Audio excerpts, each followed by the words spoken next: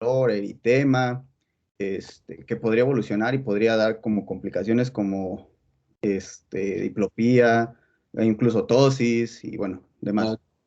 Por la presentación, ¿no? Y sí, generalmente una característica de eso es la mayor cantidad de todo esto se va a presentar en forma aguda, en el cual de repente un pacientito de repente siente que empieza a tener dolor, dificultad a la movilidad y que nota que su ojito está saliendo, ¿no? Puede a veces no interferir con la visión de los pacientes, generalmente no, pero a veces es tan molesto que por lo mismo molestia no les permite ver bien, ¿no? Y generalmente es la de tipo agudo. Hay crónicos, sí hay crónicos, se queda todavía con el exoftalmos, deja de haber dolor, puede haber alguna restricción del movimiento, y son aquellos en los que sí permite realizar un proceso de biopsia o de algún otro tipo de extracción de ese material inflamatorio que puede presentarse, ¿no? La mayoría se quedan en agudos o incluso hasta subagudos por la respuesta oportuna del tratamiento que se le puede dar. Ya hablaremos de esa respuesta de tratamiento. Entonces, ya cuando queramos pensar en hacer algún proceso mucho más específico, ya a veces el proceso inflamatorio disminuyó. Entonces ya no hay nada que hacerle, pues ya el paciente está bien, ya no tiene ningún problema, entonces por eso a veces no avanza tanto este tipo de situaciones. Y para eso también, ¿alguna otra condición que quieran completarle aquí al doctor con respecto a las características clínicas de esto? ¿Que les haya llamado la atención o ya quedamos claros con todo esto? Que, bueno, pudieron tener proptosis, ¿no? La Porque proptosis es característico, ¿no? Sí, exactamente, es lo que más llama la atención, tanto en adultos como en niños, doctores, ¿no? Y esa proptosis, ya sabes tú también que te va a dar alteraciones en la movilidad, bueno, diplopía, alteraciones, si hay mucha alteración a nivel del nervio óptico, puede comprimir un poquito la visión, pero también el exoftalmo no es tan severo, doctores, ¿ok? Como método de diagnóstico, doctores, ¿qué leyeron ustedes? A ver, vamos a ver a alguien que quiera hablar de ustedes, que no haya hablado, por cierto. ¿Cómo vamos a diagnosticar o cómo vamos a suponer que esto es un pseudotumor o es una tumoración? ¿Qué vamos a utilizar para el diagnóstico de este tipo de enfermedades, docs? ¿Puedo comentar yo, doctor? Sí, claro, Nayeli. ¿Vas, Nayeli? Sí, pues bueno, la tomografía computarizada es el método diagnóstico principal para el diagnóstico de esta enfermedad, incluso superior a la resonancia magnética, pues ya que nos permite pues hacer el diagnóstico de densidad, la morfología y la localización, al mismo tiempo que pues nos puede abrir camino para realizar un nuevo intento de clasificación, ya que pues como comentaban mis compañeros anteriormente, pues es difícil clasificarlo. Muy bien, se nos puede dar una orientación más. Muy bien, doctora. Generalmente cortes coronales nos van a dar una mejor idea. Mario Majo Mendoza. Hola, doctor. Bueno, yo leí un artículo que habla justo sobre que, bueno, la tomografía puede detectar cambios en las estructuras de la órbita y pues lo más importante que clínicamente no se pueden observar. Por ejemplo, el volumen de la glándula lagrimal y pues radiológicamente estuvo afectada en los bueno, este era un artículo de 6 pacientes y clínicamente solamente se detectó en tres de ellos. Y bueno, por ejemplo, el dolor, la hiperemia conjuntival y la agudeza visual y la limitación de la movilidad, pues solamente son signos que se valoran en el estudio, pero sí son hallazgos que difícilmente, o sea, que difícilmente se ven en la clínica. Exactamente, sí, a veces el paciente llega tal cual con la molestia y a veces llega muy enmascarado. Y sobre todo uno de los lugares, gracias Majo, uno de los lugares predilectos para hacer este tipo de manifestaciones es en la región temporal superior. Ahí se acomoda, por lo cual nos puede dar una confusión con las alteraciones de la glándula lagrimal. Entonces sí hay que checar todo este tipo de pacientes. Y es lo que estamos viendo ahorita. Me tocó ver un chavo a mí hace apenas unas semanitas que empezó con el ojo salido y con hipotropia, ¿no? No tuvo ninguna indicación, no tuvo ninguna manifestación, lo único que tuvo fue que se aplicó la vacuna. Entonces ha habido algunas respuestas inflamatorias secundarias a la aplicación de vacuna que se pueden manifestar como un pseudotumor orbitario, doctores. ¿Okay? Entonces, si estamos ahí, le pidió una tomografía según una masa indurada ahí en región temporal superior, no característica, no adecuada, puede ser que hace un proceso ya no agudo, sino crónico, que ya esté pasando por etapas ya más de cronicidad, pero sí es pacientitos, sí hay que biopsiarlos o dar tratamiento. El paciente estaba viendo 20/20, entonces no había dolor, no había manifestaciones, entonces nos permite ser menos agresivos y explorarlo de mejor forma, ¿no? Pero sí, las vacunas nos están dando ese tipo de manifestaciones, entonces tenemos que estar pendientes ahí. Y sí, acaba de leer el artículo en Inglaterra de unas dos, tres niñas igual que tenían esto, de repente me llegó el chavo, entonces no es específicamente eso, pero podríamos suponer que su único antecedente que tuvo fue la aplicación de la vacuna, doctores. ¿Ok? ¿Algún otro medio de diagnóstico que hayan leído ustedes, docs? Por biopsia decían que si tenías de plano la duda y el TAC no te resolvía, que podrías hacer una biopsia, pero bueno, ahí está un poco controversial porque dicen que antes de que empieces el tratamiento es que debes de hacer la biopsia, ¿no? Sí, realmente no, no es muy viable, porque digo, de repente ya empieza el tratamiento y a los 2, 3 días ya que tienes programada la biopsia ya desapareció el proceso. Entonces, por ejemplo, solo en los crónicos sí pudiéramos pensar, si los doctores de órbita consideran que este paciente ya es un crónico y no es otro tipo de tumoración, sí podrías realizar la biopsia. ¿Y qué tejidos encontraríamos en ese tipo de situaciones? Iniciar la biopsia, ¿qué tipo de células? Veremos bueno, células inflamatorias, o sea, no se encuentra realmente nada más. No. Claro, afortunadamente, entonces digo, si en algún momento se Va a puede. haber áreas de necrosis también. También, exactamente, André, muy bien. Y bueno, para tratamiento, ¿cuál es la base de tratamiento de esto, docs?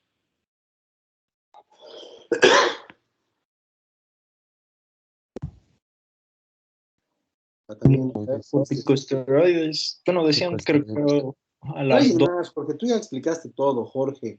Entonces, vamos a Corticosteroides. preguntarle. A ver, Estefanía.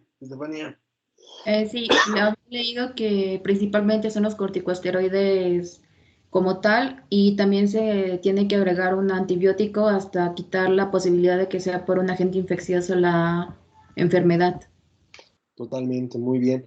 ¿Algún otro tipo? Bueno, la dosis de esteroide puede ser sistémica, que es de 1 miligramo por kilogramo de peso, más unas dosis independientemente de eso, de dosis de bolos de metilprednisolona, generalmente se da 1 gramo, se da cada 24 horas o 500 miligramos, de 500 miligramos 1 gramo, se le puede pasar hasta cada 24 horas o cada 8 horas, independientemente de cómo queramos ver este tipo de situaciones, pero en bomba de infusión, ¿no? Yo generalmente le pongo 500 miligramos y que se vaya distribuyendo durante todo el día para que no haya ningún problema, pero a veces si son más agresivos, les meten 2 ciclos de 500 miligramos por lo menos cada 12 horas, que sí es más agresivo. Les va bien también, pero igual con el esteroide también les va bastante bien. Eso más bien los bolos les ayuda más a las neuritis. Pero aquí con el tratamiento de perdón por la tos, que ya se me quedó y que ya la tenía, entonces ya es un caos totalmente, soy un caos. Ayuda bastante a mejorar este tipo de situaciones. Y es por eso que a veces cuando ya queremos hacer una biopsia o algo, pues ya el proceso de inflamación ya no lo tiene, ¿no? Entonces actúa bastante bien, es buena dosis receptiva y en unos 2, 3 días que empieza con el esteroide empieza a reducir el exoftalmos y las molestias del paciente. Salvo que no hubiera eso, pues ya podríamos inferir en tratar este tipo de situaciones. Más que nada los agudos, que si hay mucha molestia, pues sí te atiendes y das tratamiento. Entonces, tienes que pensar de todo. Y ya les he comentado que cualquier tumoración unilateral a nivel de la órbita con exoftalmos unilateral puede ser de todo, pero dentro de ese todo está el pseudotumor orbitario inflamatorio. Entonces, si tiene mucha molestia, mucha inflamación, lo internas, valdría la pena hacer la tomografía, le puedes empezar a dar un poquito de esteroide. Si ves que no tiene secreción ni nada, pues bueno, se lo das con toda confianza. Si ves que tiene secreción, mejor te esperas y empiezas a dar tratamiento, como dice Estefanía, perdón, y vemos cómo va evolucionando. Pero sí, a veces ya cuando ya tienes programada la TAC y hacerle todo, ya el proceso mejoró bastante. ¿Okay? ¿Algún otro tipo de tratamiento que hayan leído, Docs? Excepción de Jorge, ¿alguien más que haya leído más? No es porque no queramos oír a Jorge, pero bueno. También en casos graves menciona la literatura que se puede usar radioterapia, aproximadamente de 10 grays más o menos. Pero bueno, eso ya es dependiendo del médico. Bueno, y del caso clínico. Ya, dependiendo del caso, ¿no? Y sí puede funcionar, ¿vale? Tere. Sí, yo había leído también en un artículo que se podía usar ciclosporina A y el metotrexate, pero tenía como muchos efectos adversos, entonces no se recomendaba. No se recomienda. Realmente a veces sería para los crónicos, pero estás atacando como si fuera algo idiopático, que no tiene ni maldita idea por qué apareció, ¿no? Que es la mayoría de este tipo de situaciones, ¿ok? Lisbeth. Bueno, yo también en un artículo leí que, bueno, que como es idiopática, también la vamos a encontrar, pues, enfermedades como, bueno, autoinmunes como el lupus. Entonces, en este caso, pues, el tratamiento de elección, pues, vamos a usar, un anticuerpo monoclonal como el rituximab, y bueno, que iba a obtener, bueno, se iban a obtener muy buenos resultados con este. Y a veces hay pacientes que están utilizando, como tú dices, ¿no? Son pacientes que tienen un tratamiento específico y ya lo pueden estar utilizando, pero realmente mejor, mejor de esto y que hace un efecto no similar, pero algo parecido, pues es el buen esteroide. ¿Quién más había alzado la manita? Lisbeth, que ya habías comentado, ya no quieres comentar más. Que baja tu manita, o quieres comentar algo más, está perfecto. Bueno, muy bien. Ahora, esto puede ser recurrente en el mismo ojito, puede ser que no sea recurrente. ¿Qué le dieron ustedes? ¿O qué tienen ustedes como conocimiento de esto?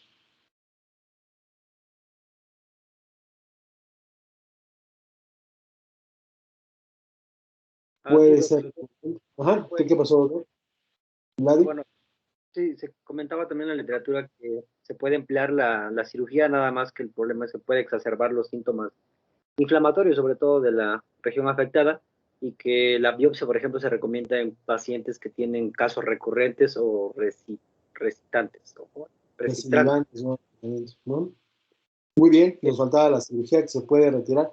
Y a veces el retirar todo ese material cuesta mucho trabajo porque no está tan organizado que a veces sí puedes condicionar que aumentes más, que exacerbes más el proceso de las células inflamatorias, ¿no? Pero al fin y al cabo, en los crónicos puede haber un poquito ya más de induración, ya más de movilidad, y ya el oculoplástico puede valorarlo. Y sobre todo tener bien descartado que, como siempre es temporal superior donde aparecen, y de ahí viene la proporción, siempre descartar que no invada alguna otra zona estructural de la órbita, doctor. Es bien importante. ¿Ok? Bueno, ¿algún otro comentario, duda con el pseudotumor o el proceso inflamatorio orbitario idiopático? Doc, yo tengo una duda. ¿Qué pasó, Arcelia? Bueno, mencionaba que en los casos agudos se iban a autolimitar como tal, pero ¿sí es común que se autolimiten? No, generalmente pasan a pasar a ser subagudos y después crónicos, así. Entonces, siempre que un dato característico es que no pueda mover el ojito y se le salga, tienen que valorarse. Y mínimo con dosis de esteroides sistémica tomada, 1 miligramo por kilogramo de peso, hay que atacarlo, ¿no? Descartando, siempre buscando la opción de una tomografía para confirmar el dato, y a medida que empieza a dar tratamiento va disminuyendo, ¿no? Pero si supones que es por otra causa del exoptalmo, pues atenderlo como esa condición. Pueden autolimitarse, sí, pero ya sabemos, como vamos a empezar a ver ahorita en conjuntivitis, todo lo que se autolimita, todo conlleva una historia natural de la enfermedad. La bendita historia natural de la enfermedad que va a decir, voy a estar enfermo, ya no lo voy a estar, ¿no? Pues, por ejemplo, igual, ¿no? Un paciente con cáncer, ¿no? Voy a estar enfermo, ya no lo voy a estar cuando desafortunadamente el cáncer sea muy agresivo, ¿no? Entonces sí tenemos que ayudar a acelerar este proceso para que no nos deje secuelas, ¿no? Entonces ese es un punto muy importante. Tiene razón, se puede autolimitar, pero no sabemos qué secuelas o cómo pueda cronificarse este tipo de situaciones así, ¿va? Sí, Doc, porque, bueno, de eso iba a derivar que también había leído que cuando se autolimitaban iban a tener varios episodios intermitentes, pero al final iban a provocar lo que era una órbita congelada por una fibrosis progresiva como tal. Así es, entonces realmente son las complicaciones. Y es lo que estaba preguntando, sí puede haber recurrencia en este caso. Yo tengo un paciente que tuvo recurrencia, ya ves, decían que el calor, que algunas situaciones pudieran darle.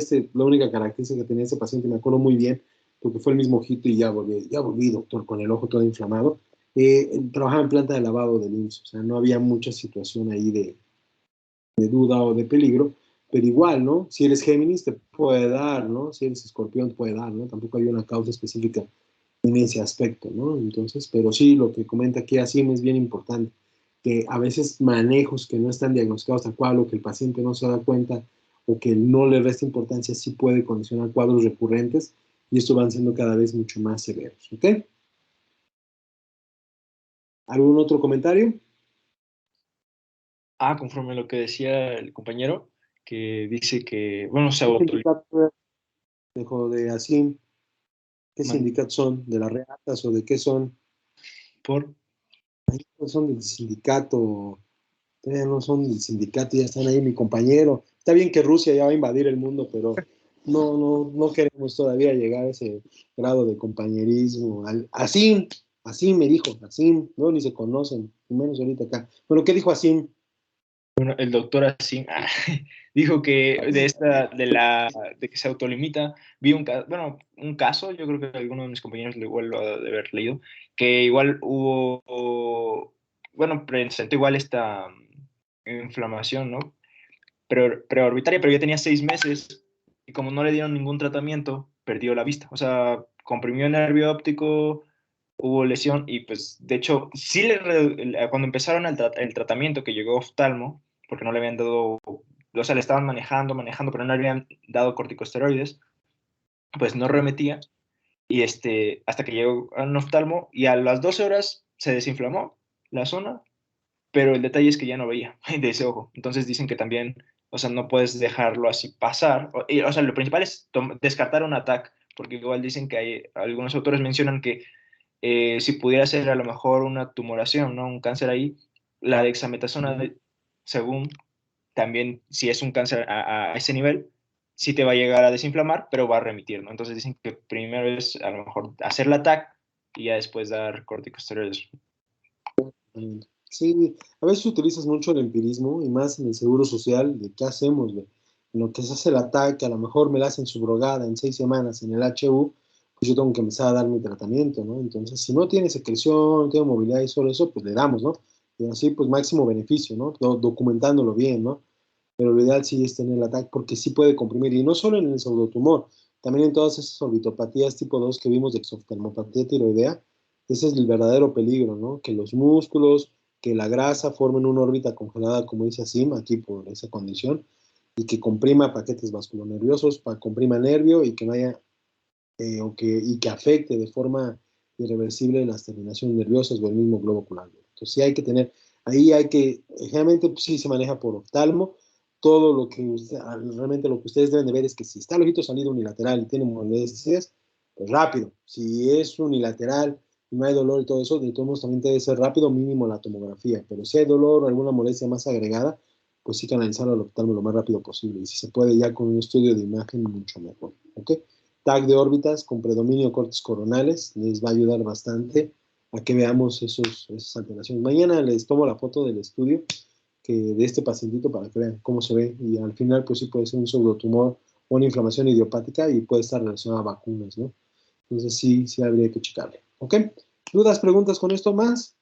Entonces recordar esto es la segunda causa más importante de afectación orbitaria. Damos por terminado órbita. Esta semana yo creo que nos vamos a estar viendo para avanzar en conjuntiva, doctores. Todo el Kahoot, yo creo que hasta que acabemos bien ya más adelante. No me he acabado con sus demás compañeros. Entonces, de la otra semana, pero también la otra semana va a haber examen. Entonces, no sé si hago primero el examen, después el Kahoot, y luego vemos qué vemos. Porque sí me interesa ver, el Kahoot a mí me sirve para ver si en verdad de los exámenes que están medio pinches, han ido aprendiendo algo para que yo también tome ahí ciertas modificaciones, ¿ok? Pero ahorita seguimos con las clases normales, ¿ok? Y vamos a empezar a hablar de conjuntivitis, que ya está ahí la página ahí de PowerPoint, ¿sí se ve? Sí. Sí, doctor. Perfecto. Pues bueno, la conjuntiva pues, es esa membrana que está recubriendo el globo ocular. Lo recubre todo hasta la córnea. La córnea no está recubierta por conjuntiva, ¿no? Y acuérdense también que la conjuntiva está recubriendo la parte interna de los párpados, ¿ok? Es la parte más posterior de los párpaditos.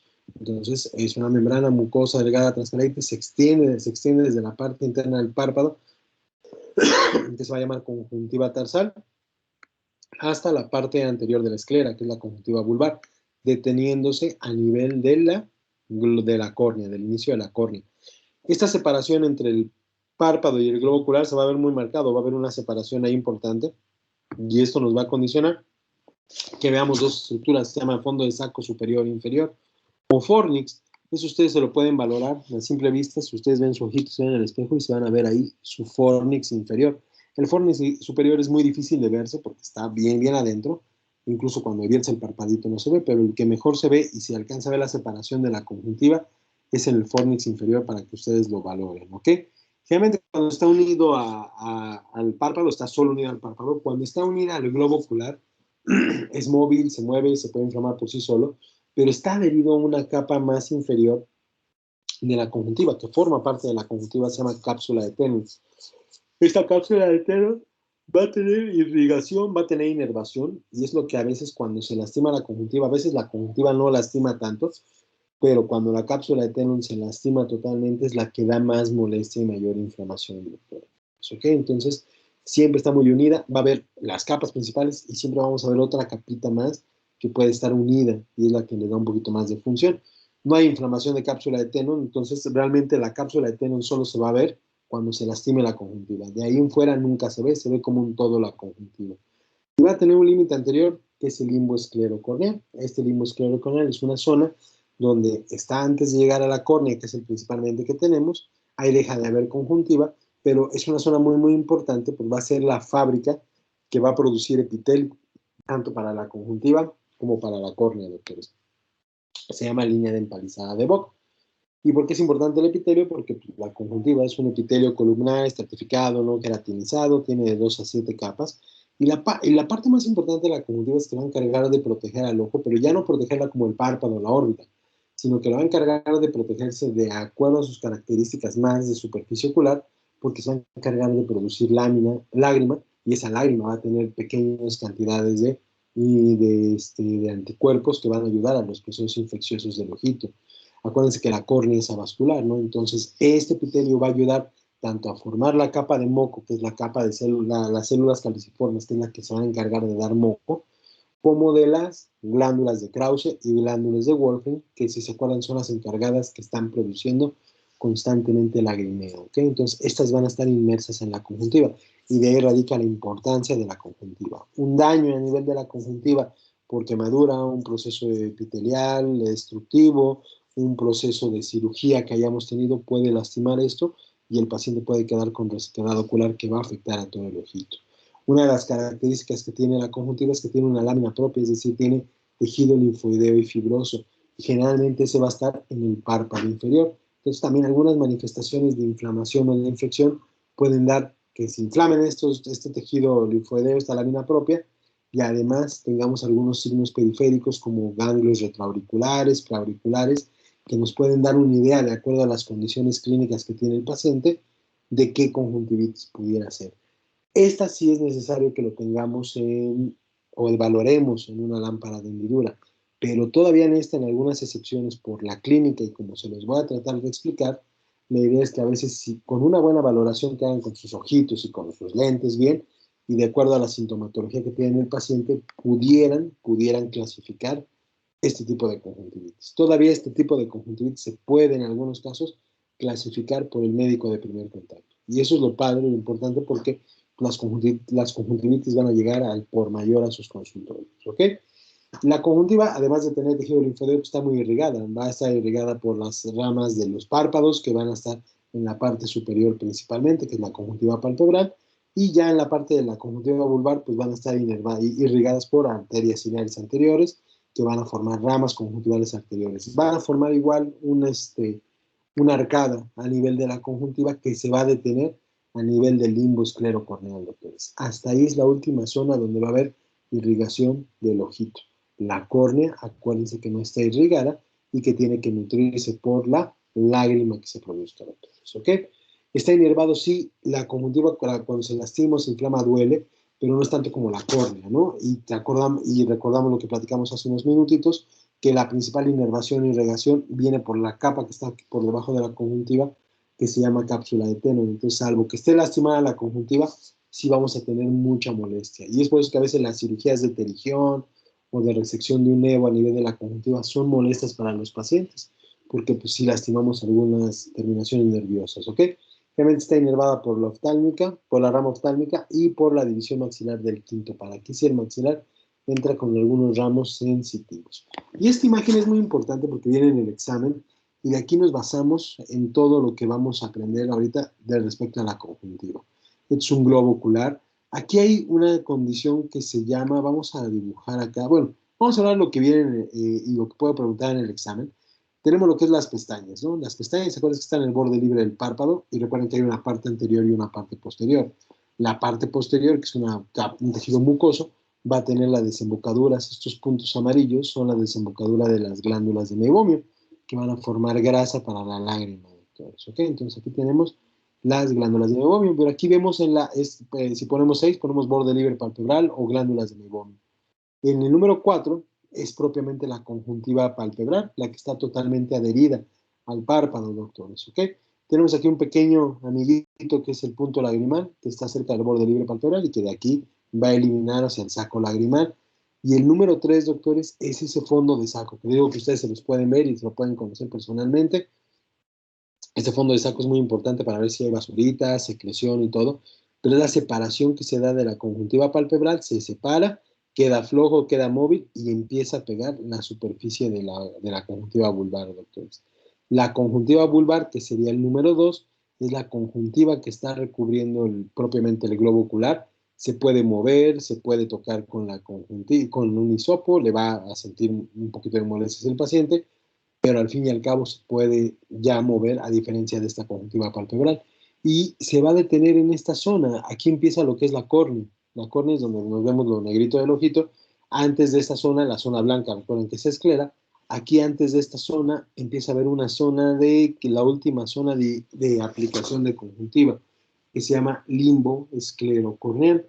En el limbo esclerocorneal se va a tener la conjuntiva, pero acuérdense que les comenté que en esa zona también va a haber una gran producción de fibras del epitelio.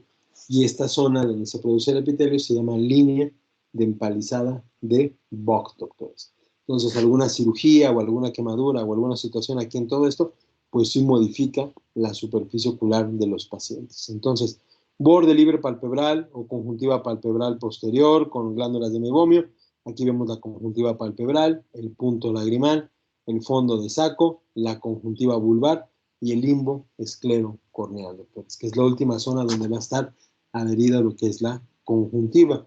Hay dos estructuras un poquito más específicas que yo creo que también ustedes se las han visto. Es un circulito que vemos acá. Se llama pingüécula. Es un crecimiento igual donde están los tendones cantales mediales, pero al fin y al cabo es un tejido fibrovascular que se ve aquí. Esta pingüécula en algún momento se puede inflamar, doctores, y el paciente puede inferir que esté inflamándose su ojito o que tiene una carnosidad. Esta carnosidad no se quita la pingüécula, doctores, pero puede verse inflamado. ¿Cómo se llamaría la inflamación de esta estructura que se llama pingüécula, doctores? ¿Cómo se llamaría?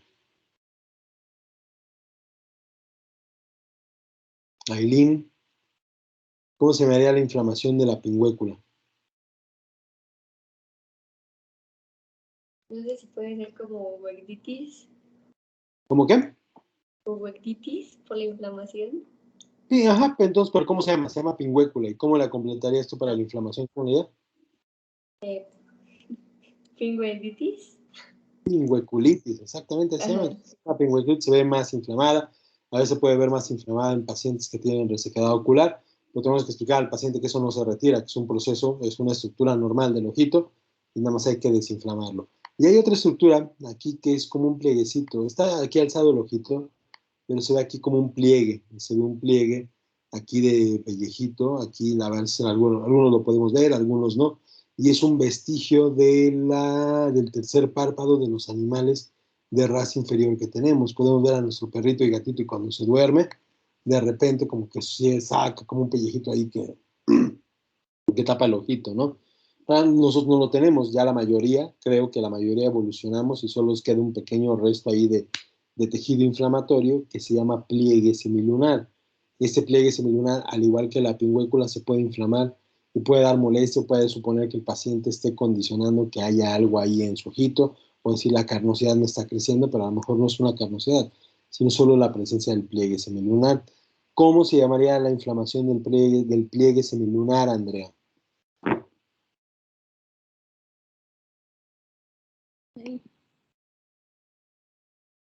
¿Qué onda, Andrea? ¿Ahí estás?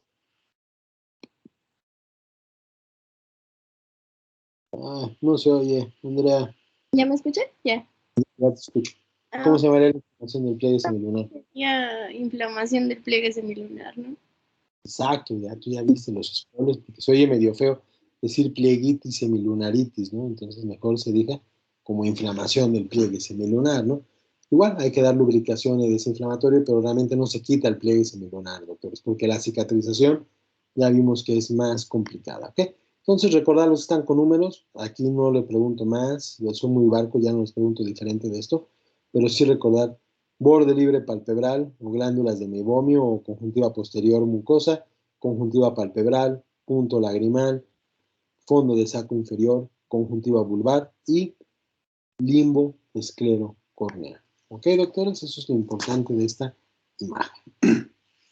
Ahora, volvemos a platicar para qué sirve, para qué diablos sirve la conjuntiva. Pues protege al globo ocular y es fundamental para la lubricación normal del ojo y defensa de la superficie. La lágrima, ya habíamos platicado un poquito que tiene inmunoglobulinas, tiene lisocimas, pero generalmente está producida, la mayor cantidad de su secreción basal está producida en la conjuntiva, doctores.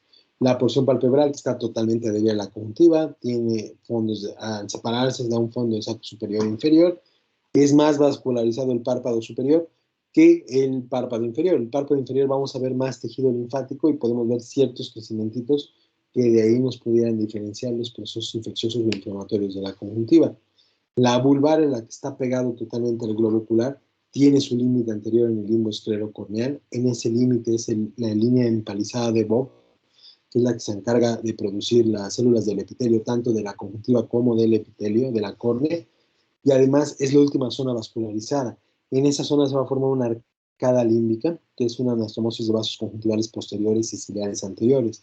Esta es la última zona de irrigación en la parte anterior del ojito, porque ya no irriga lo que es la córnea. La córnea es avascular. Bueno, tenemos lo del pliegue semilunar de la carúncula, que ya hemos platicado ahorita previamente. ¿Okay? Histológicamente pues, se deriva del ectodermo, es un epitelio pavimentoso, estratificado, no queratinizado, va a tener una gran cantidad de células caliciformes, que nos va a dar el moco de la lágrima, también va a tener células de Krause y de Wolfram, que nos va a dar lo que es la lubricación, la capa hídrica del agua, ¿no? Y ya sabemos que la capa serosa es dada por las glándulas de meiomio. Entonces sabemos que si hay una alteración a nivel de la conjuntiva, lo más seguro es que la lubricación esté en ese momento alterada, doctores, ¿ok? Y hay que mejorarlo para que esa lubricación tampoco afecte los procesos estructurales del ojo en esas estructuras que requieren su vascularización. No implica el que tenga mucha grasa o el que tenga mucho moco o mucha agua, que esté funcionando de forma adecuada esa lágrima, doctores, ¿ok? Los vasos linfáticos son importantes, ¿por qué? Porque generalmente, ya recordamos, tienen sustancia propia, están en la capa de ovoidea superficial, que generalmente están en la capa inferior, y generalmente estos mandan vasos emisarios palpebrales y se unen a los linfáticos del párpado. Ya que se unen a los linfáticos del párpado, desembocan en ganglios más grandes, como puede ser el submandibular en la parte interna y en la parte externa los ganglios preauriculares. Entonces hay ciertas patologías de conjuntiva que al ver la secreción y al palpar y hacer una buena historia clínica al paciente y saber qué es lo que condicionó, desde ahí nos puede dar una orientación de cuál es el manejo y cuál es el diagnóstico de este paciente, incluso a veces sin llegar al oftalmo, ¿no? De preferencia siempre lo recomendamos, ¿no? Pero de ahí ustedes pueden empezar a dar un poco de tratamiento, doctores. Lo que les decía, las glándulas de Krause y Wolfram se van a encontrar ahí en la conjuntiva también, produciendo lo que son lágrimas en forma basal, doctores, ¿ok? Lo de irrigación y inervación que habíamos platicado también. Y el punto importante de las conjuntivitis y de la córnea es que es muy grande el tema. Si se fijan, vamos a hablar de 11 diapositivas nada más, de 128, o sea, para mí es un avance ya enorme. Bueno, son temas complicados. Por lo mismo no hay dibujo, doctores, de esto. No hay dibujo de que me dibujes pellejos de conjuntiva, doctores. Pero sí hay valorar, realizar un cuadro sinóptico o un mapa mental o que a ustedes se les facilite más de este tema. Ya a partir más adelante de las horas que restan, les abro el módulo para que vean el trabajo. No es de un día para otro, lleva tiempecito, háganlo para que vean las clases. Y es algo que me interesa a mí para que ustedes vayan también haciendo una metacognición de lo que estamos tratando de atender acá, ¿no? Entonces, no solo con un dibujo, los dibujos nos van a ayudar, pero en este que es un tema un poquito más complicado y que realmente, pues el verlo no tiene mucho caso, sino entender las manifestaciones de enfermedad, es por eso que pedimos un poquito de apoyo para que hagan esos cuadros sinópticos, ¿ok? Entonces, es el único punto ahí complicado junto con córnea, que también aplica el mismo cuadro sinóptico. Va a haber con retina o cualquier otro tema ahí que yo vea que necesitamos reforzar un poquito, se pueda realizar, ¿ok? Entonces, aquí lo importante es saber de que vamos a dividir en síntomas generales para que ya que vayamos viendo un poquito la patología ya sepamos, este es agua, este es moco, este es grasa y esto es todo, ¿no? Para que ya sepamos qué tipo de secreción va a tener cada una de las entidades y desde ahí empezar a hacer una idea diagnóstica de lo que tiene el paciente. Obvio, no son recetas de cocina, doctores. A veces el paciente va a tener todo tipo de secreciones y realmente pues no es la causa más específica, no vas a saber cuál es, ¿no? Y el chiste es clasificarla como una mixta y darle tratamiento a ver qué pega, ¿no? Pudiera ser el caso. Pero generalmente a veces sí se nos presentan con ciertos signos si es que no está multitratada ni nada y desde ahí orientar a que podamos dar un manejo específico. Por ejemplo, tenemos la secreción, la primera, la tipo de cosa, que es, yo creo que a todos nos ha tocado.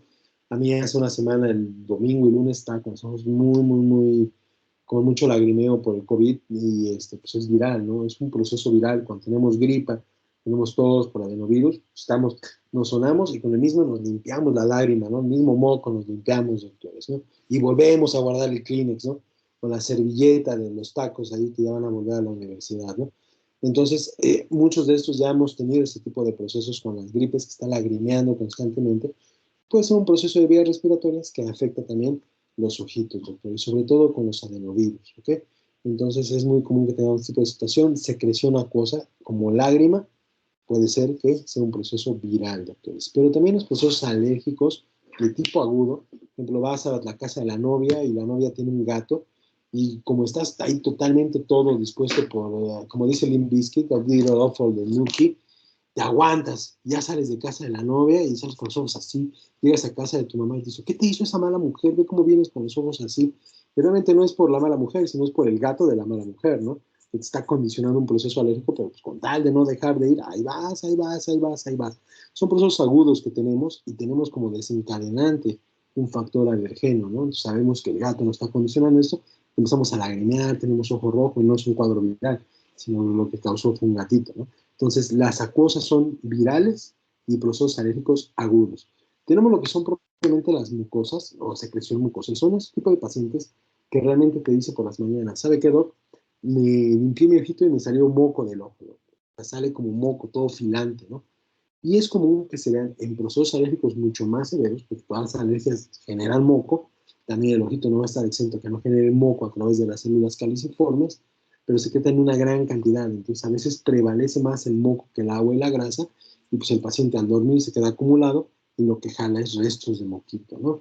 Y sobre todo también se va a ver en los síndromes de ojos secos severos, doctores, en los cuales no hay producción de agua, muy poca producción de grasa y lo único que produce es moco, ¿no? Entonces vamos a ver, y ya platicaremos de ello, que va a haber moco pegado en la superficie del ojito y esto es secundario a este tipo de secreción. Entonces, secreción mucosas es alergias ya de largo tiempo y también procesos de resequedad ocular importantes, ¿ok? Las purulentas son esas conjuntivitis que de un momento para otro parpadeas, de un momento en la noche te despiertas, te duermes bien y en la mañana amaneces con unos ojos rojos que no puedes abrir bien, tienes una gran cantidad de secreción, es decir, parpadeas y casi escupes la pus en estos pacientes.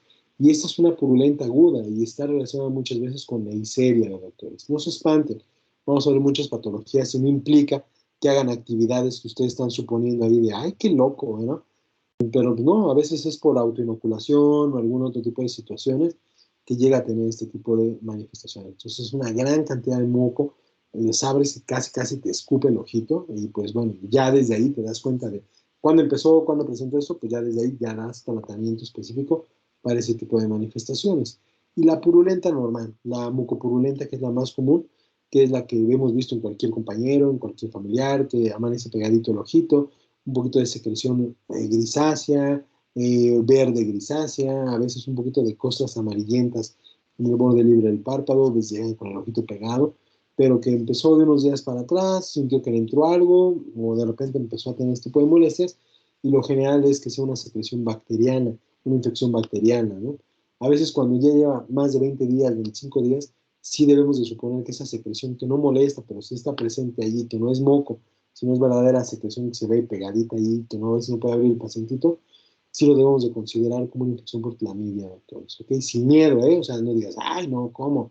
Sin miedo, doctores, aunque sí lo veas a la señora más pública o al señor más decente, clamidia, doctores. Y como digo, no es generalmente por una causa que están pensando ustedes. Bueno, la mayoría sí, pero en algunos casos digo es autoinoculación o contacto de toallas contaminadas, que a veces una toalla se limpia toda la familia, entonces nos puede dar este tipo de manifestaciones, ¿ok? Entonces ya iremos hablando de cada uno de estos, ¿no? Por ejemplo, aquí tenemos el ojo rojo normal, muy brillante, muy enrojecido, probablemente esta señorita o dos opciones, tiene un cuadro respiratorio agudo o tiene un proceso alérgico también agudo, ¿no? Que al cabo del tiempo va a mejorar y ya hablaremos cómo tratar ese tipo de situaciones. Y la de abajo es el ejemplo más claro de una purulenta aguda, es decir, todo el ojito está ahí derramando secreción, parpadea, te escupe, o sea, es algo realmente desastroso, doctores, pero también estos pacientes dicen, de un día para otro empecé, doctor, no tengo causa ni explicación, no puede hacer guiño guiño porque pues, tiene la secreción, ¿no? Entonces tienes que creerle que fue de un día para otro